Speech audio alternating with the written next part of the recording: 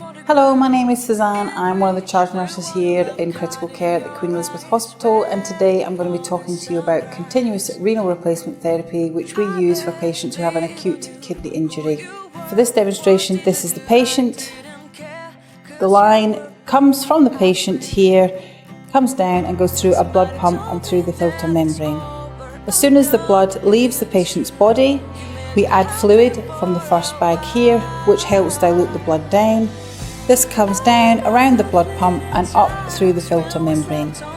We use three main principles, the first of which is ultrafiltration, which is the movement of fluid out of the blood from a higher to lower pressure gradient. Second principle is convection, which is the movement of small solutes with the fluid across the filter membrane. And the third is diffusion, which is the movement of solutes from a higher to lower concentration gradient.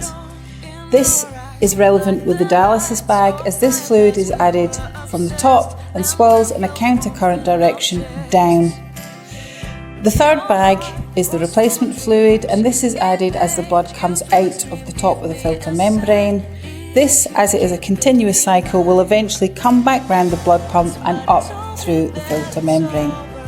An additional function would be adsorption, and this is particularly relevant for patients who are septic. So when they have large septic mediators, as the blood is squeezed across the membrane, the large molecules get stuck in the filter membranes. We monitor this by the transmembrane pressure, and in sick patients, this can take as little as 6 to 12 hours to occur.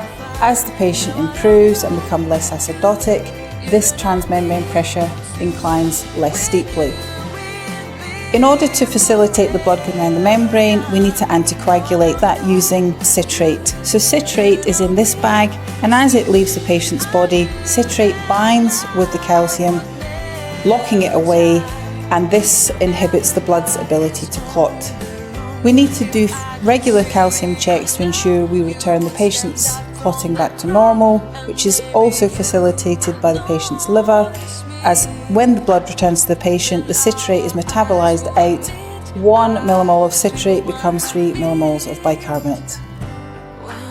When the patient's acute kidney injury starts to improve and they no longer require renal replacement therapy, we can remove them from this intervention.